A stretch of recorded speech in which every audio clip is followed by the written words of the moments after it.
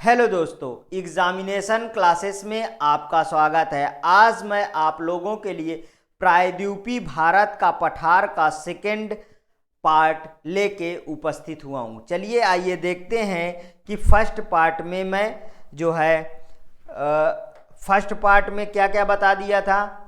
अरावली पहाड़ी बता दिया था, ठीक है, जिसमें से सतपुरा की पहाड़ियाँ भी बता दिया था। आज उसके आगे देखते हैं, विंध्याचल पर्वत भी पिछले में कवर कर दिया था, तो आज उसके आगे देखते हैं जो बचे हुए पार्ट हैं।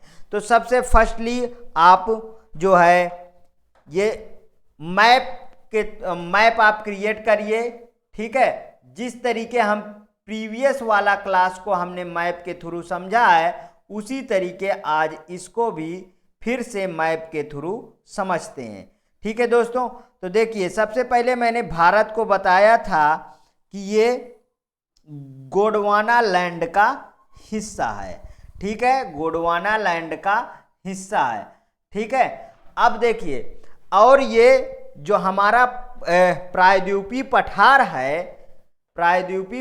है वो कैसा है। वो पहले जो है एक कैसा था, सिर्फ और सिर्फ इसके जो किनारे थे वो एक बाउंड्रीज टाइप के पर्वत से बने हुए थे।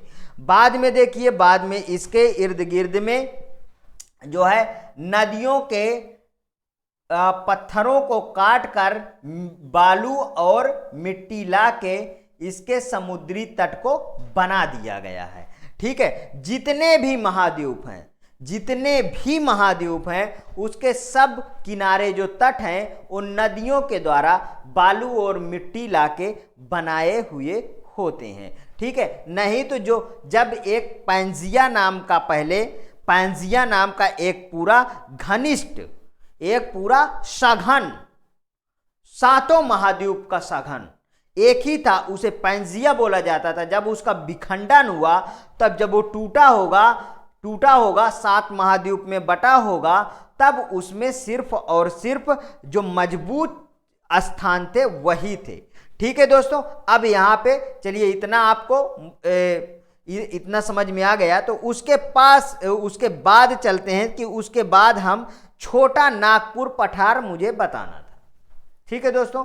तो देखिए, हम यहाँ पे बता दिए थे, मालवा का पठार बता दिया था, सतपुरा पहाड़िया बता दिया था, ठीक है। यहाँ पे सतपुरा पहाड़िया बता दिया था, विंध्य पहाड़ियाँ बता दिया था, ठीक है दोस्तों। यहाँ पे विंध्य पहाड़ियाँ बता दिया था, राजमहल की पहाड़ियाँ बता दिया था। आज छोटा नागपुर पठार हमको डिस्कस करनी है।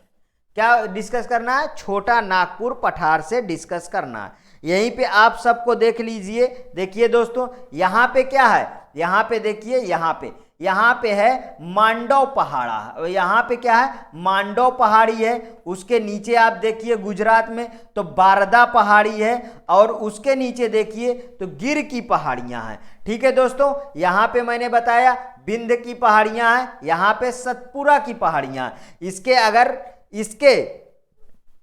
इसके उत्तर की बात करें, इसके मालवा का पठार है इसके उत्तर में, जिसमें जो है विंध्य पहाड़ी के उत्तर के बात करें मालवा का पठार है। उसके और मालवा के पठार से जो है नदियां बहती थी, वो कौन कौन सी थी, वो उस नदियों के बारे में भी मैंने डिस्कस कर दिया था, ठीक है। जो चंबल के बारे में मैंने इसके प्रीवियस वाले क्लास में डिस्कस किया था।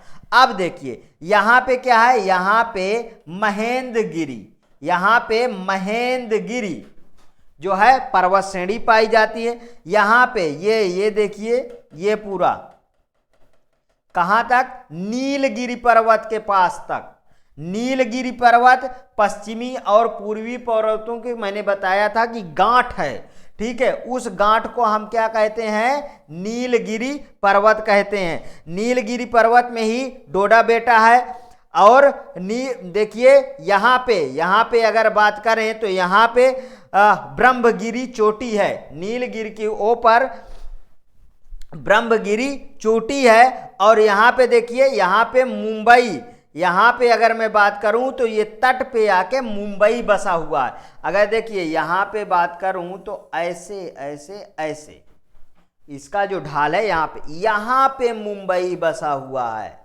ठीक है दोस्तों, यहाँ पे मुंबई बसा है समुद्र के किनारे। यहाँ पे देखिए कालसबाई चोटी है, जो यहाँ पे क्या है, यहाँ पे कालसबाई चोटी है। उसके अगर दक्षिण की तरफ देखेंगे तो महाबलेश्वर चोटी है। उसके और दक्षिण में आप जाएंगे, उसके और दक्षिण में जाएंगे तो एक और चोटी मिलती है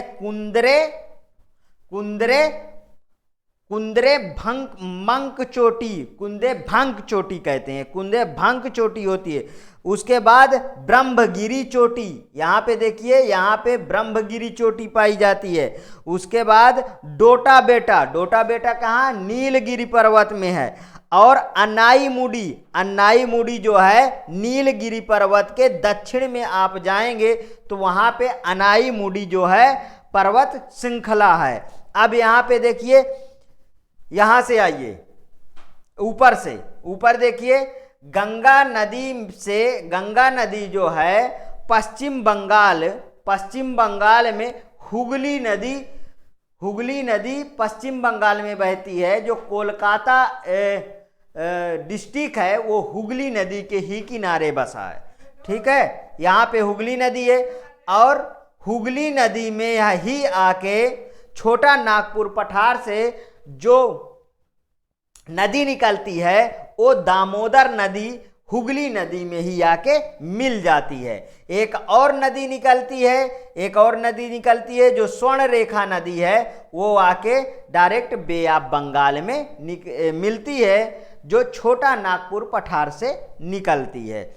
और उसके बाद जो है और दक्षिण में जाइए, महानदी जो है निकलती है और ये कहाँ मिलती है, बे ऑफ बंगाल में मिलती है। उसके और दक्षिण में जाइए तो दक्कन दंडकारण्य पठार है। क्या है दोस्तों, यहाँ पे आप देखिए तो यहाँ पे दंडकारण्य पठार है। क्या है, दंडकारण्य पठार है। उसके बाद और नीचे दक्षिण में जाइए तो मलामलाई श्रेणियां हैं।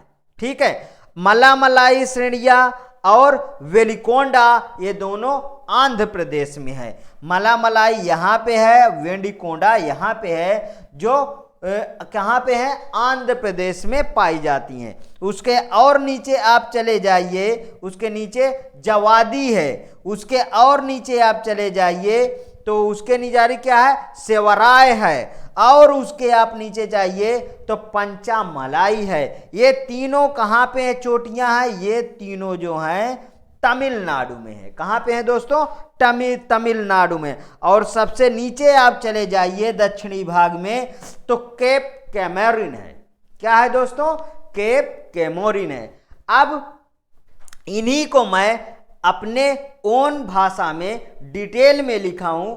अब इसके नेक्स्ट जो है नेक्स्ट स्लाइड पे चलते हैं और देखते हैं कि मैंने क्या इन्हीं को डिस्क्राइब किया है। चलिए देखते हैं। छोटा नागपुर पठार से शुरू करते हैं। झारखंड स्टेट और पश्चिम बंगाल स्टेट दोनों में फैला है छोटा नागपुर पठार। ठीक है, स्वर्ण रेखा नदी और दामोदर नदी छोटा नागपुर पठार से ही निकलते हैं। दामोदर नदी उत्तर में हजारीबाग पठार और दक्षिण में रांची पठार में बांटती है। दामोदर नदी क्या करती है दोस्तों, जरा ध्यान दीजिए, उत्तर में हजारीबाग पठार और दक्षिण में रांची पठार में बांट देती है। रांची पठार में संप्रदाय मैदान पाया जाता है। क्या पाया जाता है दोस्तों, संप्रदाय मैदान पाया जाता है। मैंने बताया था कि सोन नदी गंगा में जाके मिलती है। कहाँ पे, पटना के पास। कई बार क्वेश्चन पूछा गया है कि सोन नदी किस डिस्ट्रिक्ट के पास जाके गंगा में मिलती है। ठीक है, और पूछा गया है कि पंचमढ़ी जो है बायोस्फीयर रिजर्व है कि नहीं है। पंचमढ़ी जो है बायोस्फीयर रिजर्व है। और भी क्वेश्चन पूछे जाते हैं दोस्तों, हुगली नदी में दामोदर नदी आके मिलती है कि नहीं मिलती? मिलती है दोस्तों। ठीक है, अच्छा पूछा जाता है कि भ्रंश में कितने नदियां बहती हैं? तो आपको लगाना है 3 नदियां भ्रंश में बहती हैं। ठीक है दोस्तों, आगे देखिए, आगे देखिए 3 नदियां मैं लिख भी दिया हूं, 3 नदियां भ्रंश घाटी में बहती हैं। वो कौन कौन सी हैं? नर्मदा, तापी और दामोदर नदी। 3 नदियां जो हैं भ्रंश में बहती हैं। रांची स्वर्णरेखा नदी के तट पर है। रांची कहां पे है दोस्तों? स्वर्णरेखा नदी के तट पे है।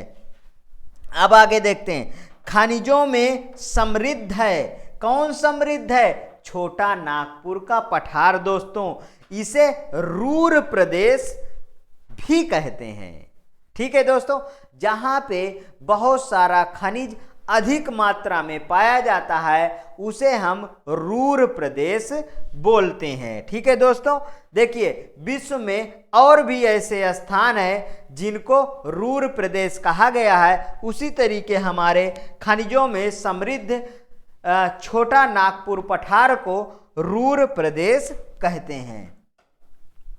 आगे, उत्तर पूर्व में राजमहल की पहाड़ियां हैं, जो मैंने बताया था मेघालय तक विस्तृत हैं। उसका पूर्वी छोर मेघालय में है, जिसमें गारो जयंतिया, गारो खासी जयंतिया 3 श्रेणियां पाई जाती हैं और इन तीनों श्रेणियों का नाम वहां के रहने वाली जनजातियों के आधार पे हुआ है।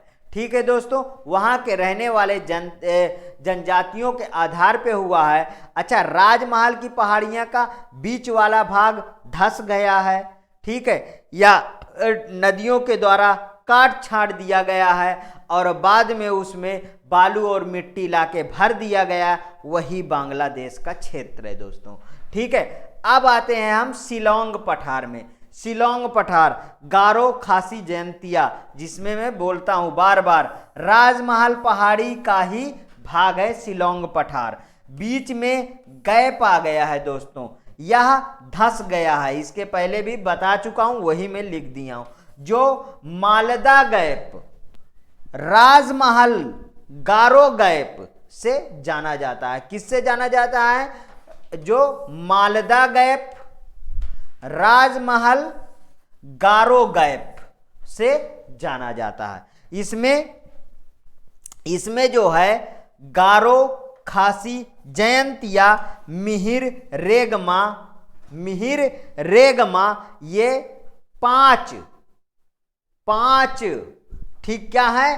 पांचों जो है शिलोंग पठार में पांचों श्रेणियां पाई जाती हैं, जो मिहिर और रेगमा असम में हैं और गारो खासी जयंतियां कहां पे हैं? मेघालय में। इतना दोस्तों समझ में आया? नेक्स्ट, नोकरेक पहाड़ी शिलोंग में है। नोकरेक पहाड़ी शिलोंग में है, जो सबसे ऊंची है। ठीक है, जो क्या है?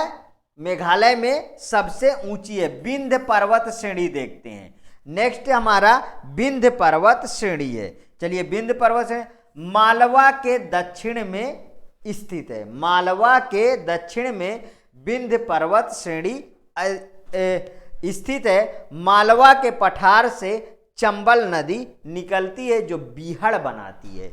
ठीक है दोस्तों, मध्य प्रदेश सबसे ज्यादा जो है मध्य प्रदेश कहां पे है? कहां पे है बताइए?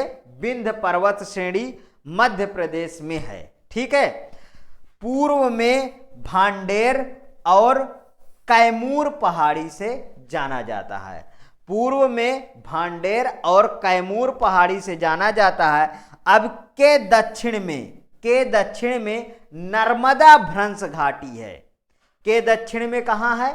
नर्मदा भ्रंश घाटी है, भ्रंश घाटी। अब देखिए, नर्मदा भ्रंश घाटी के दक्षिण में सतपुरा पहाड़ी है।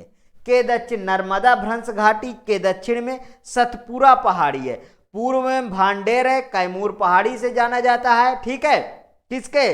मालवा के पठार कहां पे है? मध्य प्रदेश में। अब देखिए, के दक्षिण में मतलब कि विंध्य पर्वत श्रेणी के दक्षिण में नर्मदा भ्रंश घाटी है। के दक्षिण में नर्मदा भ्रंश घाटी के दक्षिण में सतपुरा पहाड़ी है, और फिर सतपुरा पहाड़ी के दक्षिण में ताप्ती भ्रंश है। क्या है? ताप्ती भ्रंश है।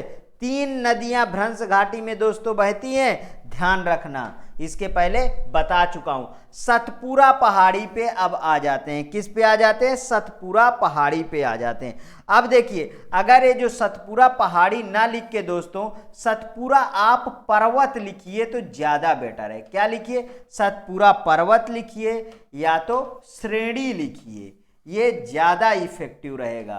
ठीक है, अब देखिए अब मैं बात करता हूं भ्रंश घाटियों के। देखिए दोस्तों, मैं इस तरीके ये देखिए बना दिया भ्रंश घाटी। ये क्या बना दिया? भ्रंश घाटी बना दिया। अगर मैं यहीं पे बात करूं कि देखिए यहां पे इसको मैं क्या बोलूंगा? इस वाले पार्ट को, इस वाले पार्ट को बोलूंगा भ्रंश घाटी। क्या बोलूंगा? भ्रंश घाटी। ठीक है दोस्तों, और ये वाले देखिए, जो ये वाला पार्ट है ये नीचे धंसा हुआ है ना। अगर बात करें कि ये जो ऊंचे ऊंचे पार्ट हैं, यहाँ पे और भी आप बना सकते हैं, यहाँ पे भी और बना सकते हैं। देखिए, जो नीचे वाला जो ऊपर उठा पार्ट है, क्या ये पर्वत है? क्या नहीं, ये जब धंसे हुए पार्ट हैं और इसके ऊपर जो उठा हुआ पार्ट है तो ये पर्वत टाइप में दिख रहा है, लेकिन ये पर्वत नहीं है। तो जो नीचे रहता है उसको तो ये पर्वत ही दिखेगा ना। ठीक है, लेकिन ये धंसा हुआ पार्ट है और ये भ्रंश घाटी है। ठीक है, इसे ब्लॉक पर्वत भी बोलेंगे। इसे क्या बोलेंगे दोस्तों? इसे ब्लॉक पर्वत भी बोलेंगे। इसे ब्लॉक पर्वत भी कहते हैं। दूसरा पार्ट देखिए, अच्छे से समझ में आ रहा है। इसी तरीके अभी तीसरा पार्ट भी आएगा। पश्चिम से पूर्व की ओर 3 पहाड़ी, राजपीपला पहाड़ी पश्चिम में महादेव पहाड़ी मध्य में, सबसे ऊंची चोटी महादेव पहाड़ी जो है वो मध्य में पाई जाती है, जिसकी सबसे ऊंची चोटी धूपगढ़ चोटी। धूपगढ़ चोटी सबसे ऊंची चोटी कौन से? धूपगढ़ चोटी।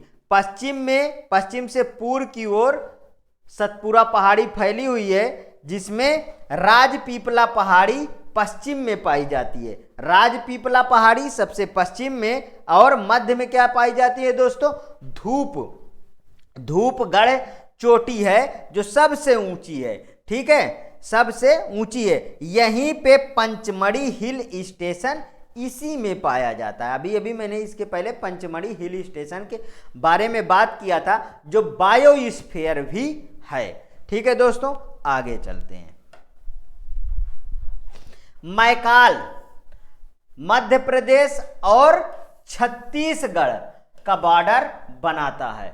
मैकाल जो है मध्य प्रदेश और छत्तीसगढ़ का बॉर्डर बनाता है। मीन्स मध्य प्रदेश और छत्तीसगढ़ के बॉर्डर पे मैकाल पहाड़ी स्थित है। सबसे ऊंची चोटी इसमें है अमरकंटक। सबसे ऊंची चोटी अमरकंटक है। ठीक है दोस्तों, जो सोन नदी यहीं से प्रवाहित होती है, जिसमें क्या मिलता है? सोना मिलता है। क्या मिलता है? सोना मिलता है। ठीक है दोस्तों, क्या मिलता है? सोना मिलता है। इसी में अमरकंटक नदी से 2 नदियां निकलती हैं। यहां पे बाहर लिख लीजिए, अमरकंटक से 2 नदियां मिलती हैं। एक सोन नदी और दूसरा है दोस्तों नर्मदा नदी।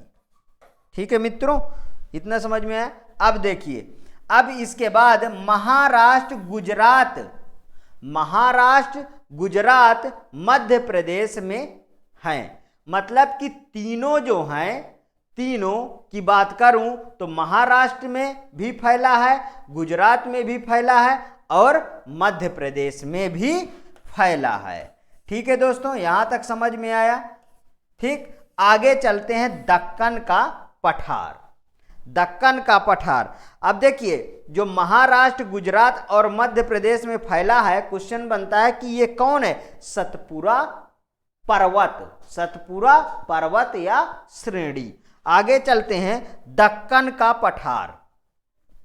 सतपुरा पहाड़ी के दक्षिण में दक्कन का पठार है। ठीक है दोस्तों, मुख्य रूप से दक्कन ट्रेप से बना हुआ है। दक्कन ट्रेप से बना हुआ है। मतलब ट्रेप क्या है? यहां दक्कन ट्रेप मतलब चट्टान। ठीक है दोस्तों, मतलब चट्टानों, दक्कन ट्रेप चट्टानों से बना हुआ है। ठीक है दोस्तों, अब ये देखिए, ये जो पार्ट है यही है, क्या है? दक्कन का पठार, दक्कन का पठार। ठीक है दोस्तों, ये देखिए, ठीक है, ये है दक्कन का पठार। ठीक है, देखिए दक्कन का पठार समतल है, इसमें बहुत ऊंची ऊंची पहाड़ियां नहीं हैं, ये समतल है। आगे देखिए, निम्न संरचनाएं हैं, जैसे महाराष्ट्र। महाराष्ट्र में क्या है?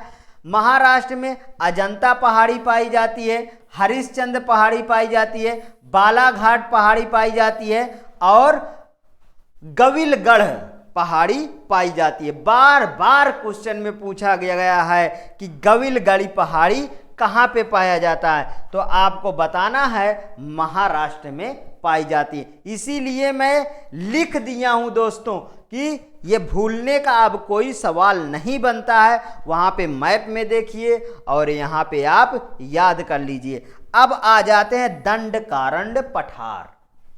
दंडकारण्य पठार, दंडकारण्य पठार मतलब छत्तीसगढ़, उड़ीसा, दो राज्यों में फैला हुआ है। उसके पहले मैंने बताया था तीन राज्यों में फैला हुआ, अब यहाँ पे दो राज्यों में फैला हुआ हमारा दंडकारण्य पठार है, छत्तीसगढ़ और उड़ीसा में। देखिए दक्षिण में बस्तर का पठार है, दक्षिण में इसके बस्तर का पठार है और जो टिन भंडार के लिए सबसे फेमस है। ठीक है, यही एक जगह है जहां पे टिन भंडार उपस्थित है। ठीक है दोस्तों, अब महानदी बेसिन के बारे में बात कर लेते हैं। दंडकारण्य के उत्तर वाला भाग भाले आकार, भाले आकार मतलब कि ये थोड़ा गलत लिखा है, यहां पे टाइपिंग मिस्टेक है दोस्तों, थाले आकार होना चाहिए। क्या होना चाहिए दोस्तों? थाले आकार, मतलब थाले का आकार का है, मतलब धंसा हुआ पार्ट यहां पे भी है।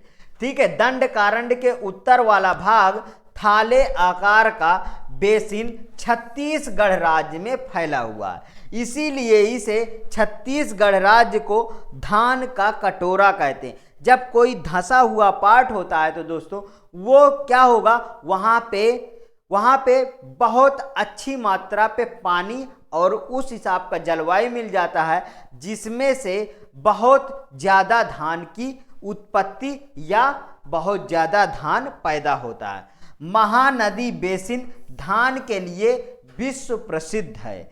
छत्तीसगढ़ को धान का कटोरा कहा जाता है, बहुत बार पूछा गया है। यूपी में चंदौली को धान का कटोरा कहा जाता है। ठीक है दोस्तों, देखिए मेरा पढ़ाया हुआ यदि कंटेंट आपको पसंद आता है तो प्लीज़ मेरे चैनल को लाइक करिए, सब्सक्राइब करिए और ज़्यादा से ज़्यादा अपने दोस्तों में शेयर करिए। हाँ, इसका सेम टू सेम PDF मेरे टेलीग्राम चैनल से आप प्राप्त कर सकते हैं। सेम टू सेम इसका PDF टेलीग्राम चैनल पे है। हाँ दोस्तों, एक बात आप थोड़ा सा ध्यान रखिए, प्लीज़ मेरे वीडियो को ज़्यादा से ज़्यादा आप शेयर करिए, ठीक है, और लाइक भी करिए, सब्सक्राइब भी करिए। Okay, thank you.